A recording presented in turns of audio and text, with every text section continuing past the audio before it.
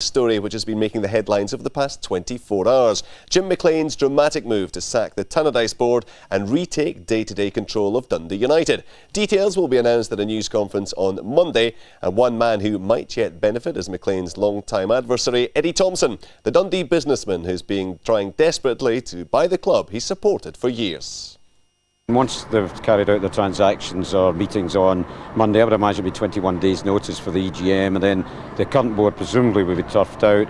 But it's up to the people who are doing that to contact me. If Jim McLean picks the phone up to you tomorrow or on Monday and says, Eddie Thompson, let's sit down, let's have a cup of coffee, let's bygones be bygones and let's talk, what will you say to him? I think any deals would probably be done between my solicitor and his solicitor. Jim and I sitting down opposite one another might lead to confrontation, so it'd be better probably done by our legal agents. There was a decent result for the club today, but are you distressed at what's going on at this club? Yes, I am. Really, the fans don't know what's happening, and it must have been very difficult for the manager and the team today. Having said that, they played well and deserved the draw against Livingston, but it's tough when you don't know what's happening the following week. On football, you've got to be professional. I mean, we're paid to do a job, and the politics, we've got to try and keep them away. It was unfortunate today that we had to deal with it. I spoke to the players before the game about it and asked them just to focus on the game. And it would have been nice if we'd have won today. My view is I would back the current manager, Alex Smith, and Paul Hegarty, Maurice Malpass, John Blackley, etc. I think they can still do a very good job for Dundee United. Where does Eddie Thompson figure in all of this as far as United fans are concerned?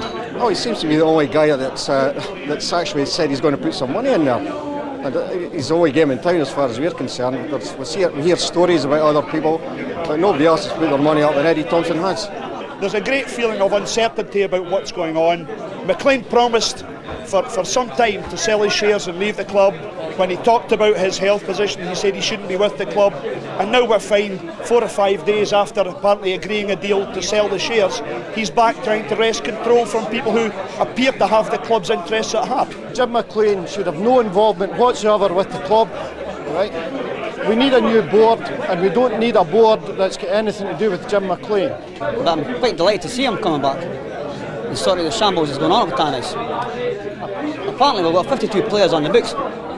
That's got to be costing us 60,000 to 70,000 a week. Well, there is still support out there clearly for Jim McLean, and we know, Chick, this is going to happen on Monday. It's going to be announced. There will be an EGM, it would appear. Where does it go from there as far as you're concerned? Yeah, complicated route, I think. The first guy I would feel sorry for in all of this is Alex Smith, who was, I don't know what he's done to someone up there, Alec, because he was badly treated by St Mirren, by Aberdeen, and now it looks like United, because if Jim McLean gets back in, Alec and the coaching staff, I'm sure, will be out the door. It must be very, very difficult. First person I'd feel sorry for is John Barnes.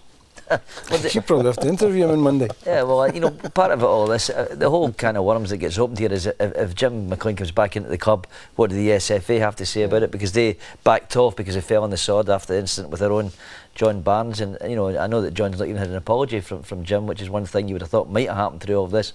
I mean, I think we're looking at a very, very convoluted week or two ahead. Yeah, I mean, the SPL and SFA will both have something to say on this, whether it's going to be a short-term thing or not, Jim. Undoubtedly. The only reason that nothing was done before when it happened in October is that he removed himself from football's jurisdiction.